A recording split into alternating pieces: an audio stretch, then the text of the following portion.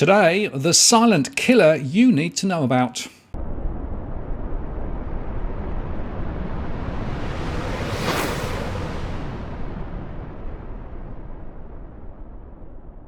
Hello again, it's Martin North from Digital Finance Analytics.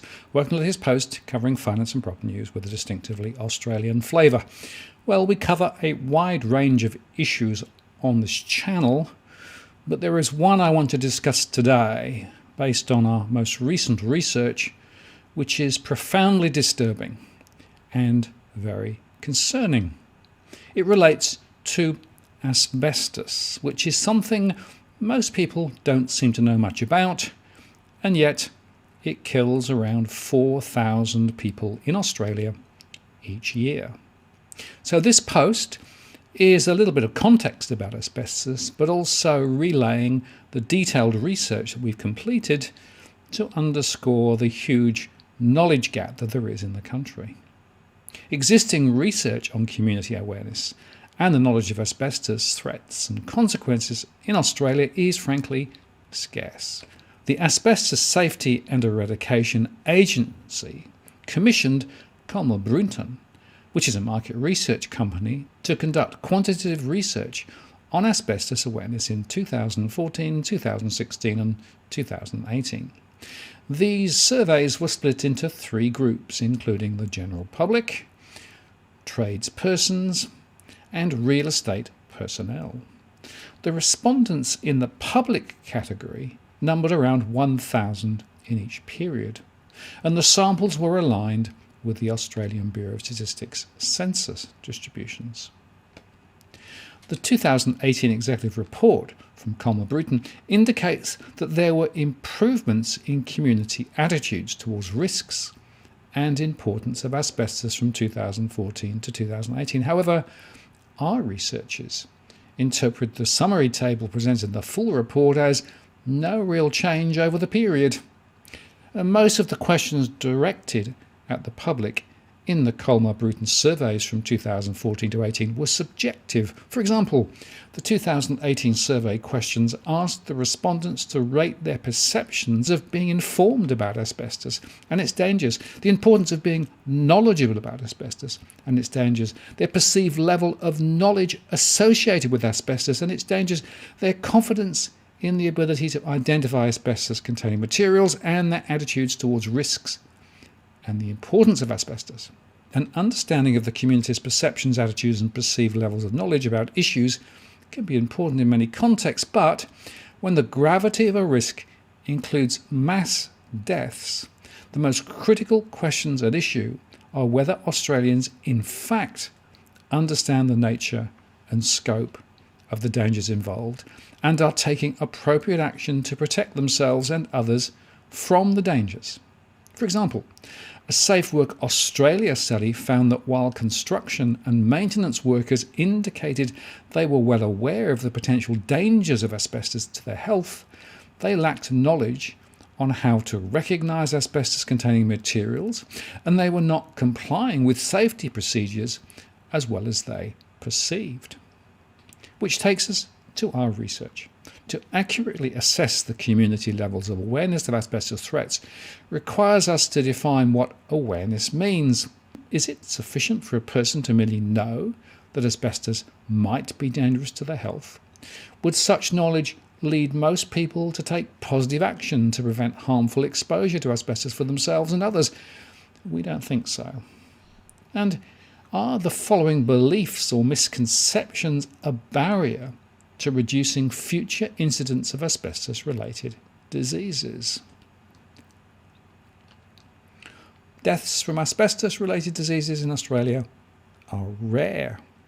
The number of asbestos-related disease fatalities in Australia is exceedingly small.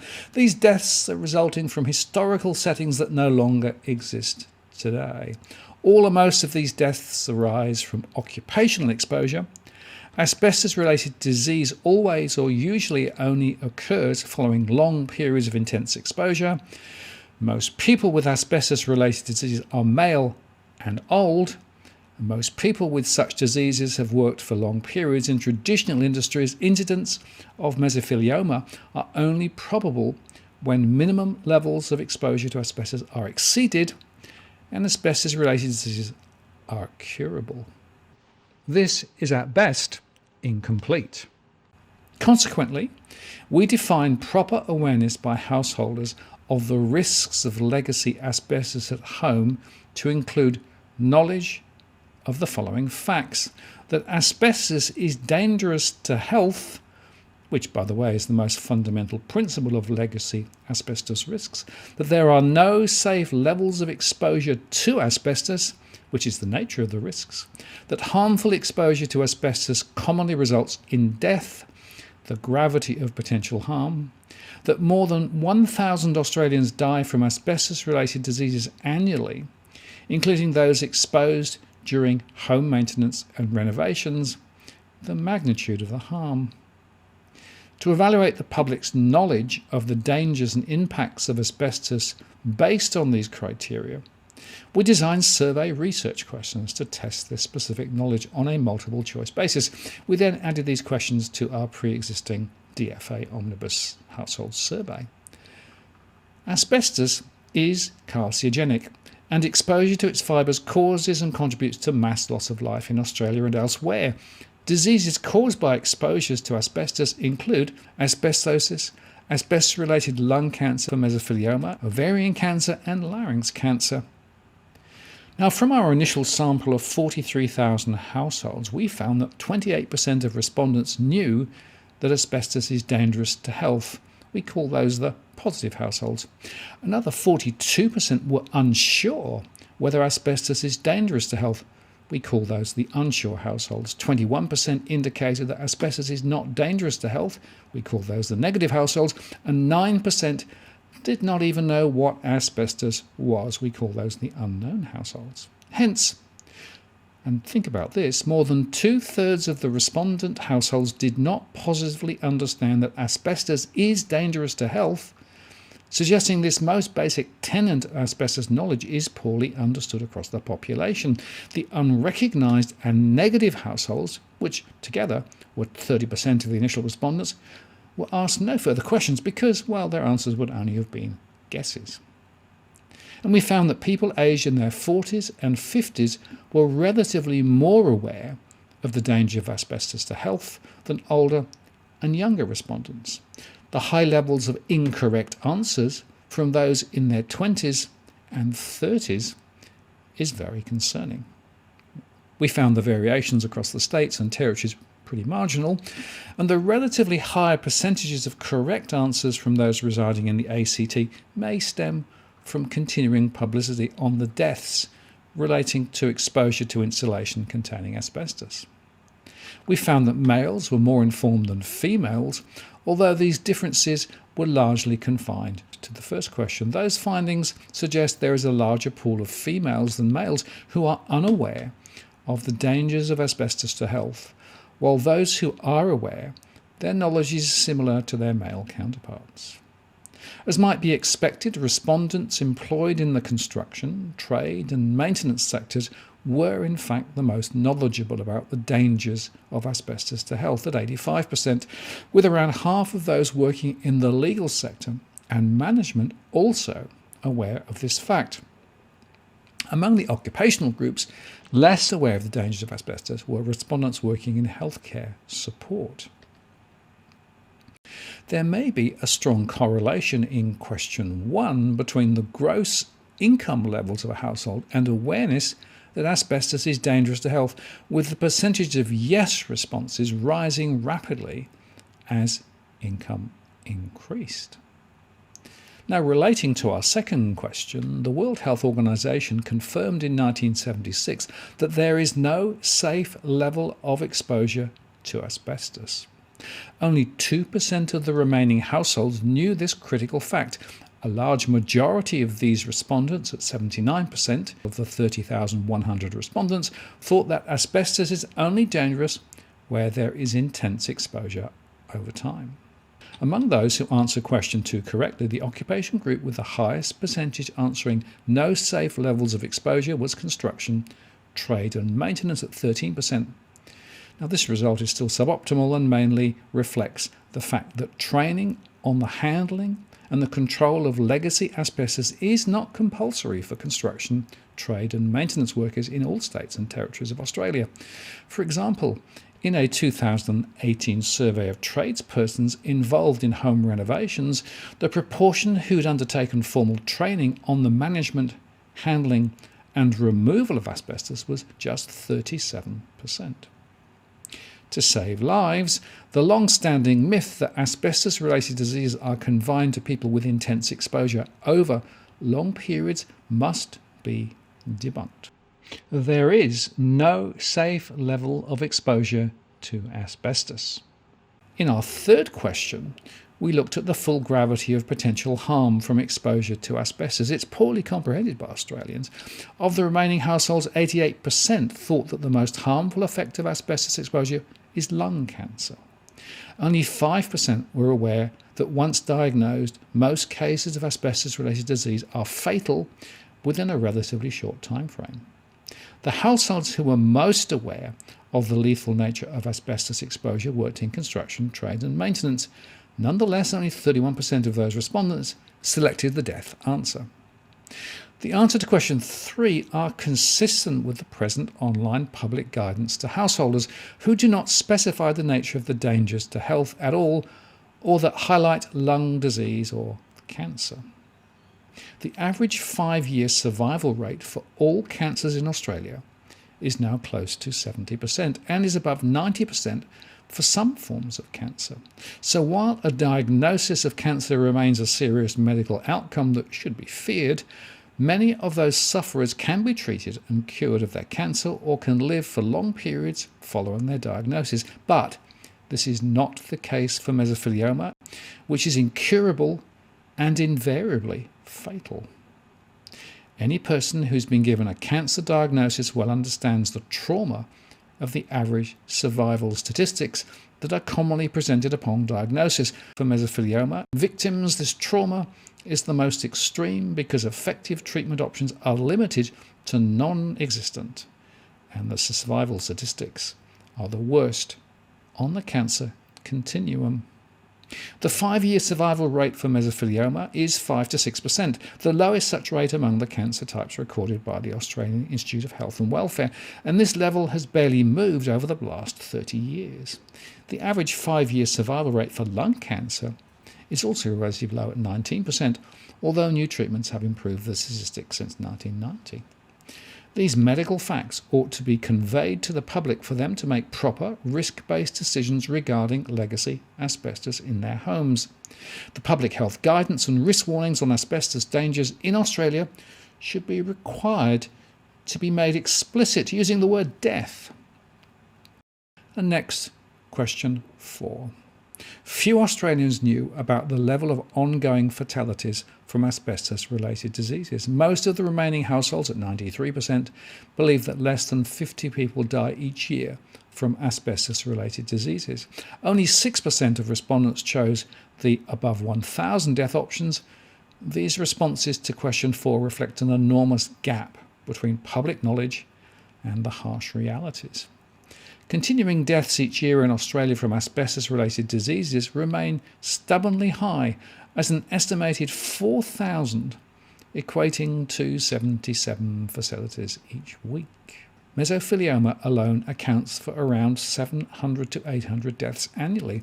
And to reflect these statistics in context, the number of accidental workplace fatalities in any given year in Australia averages around 250.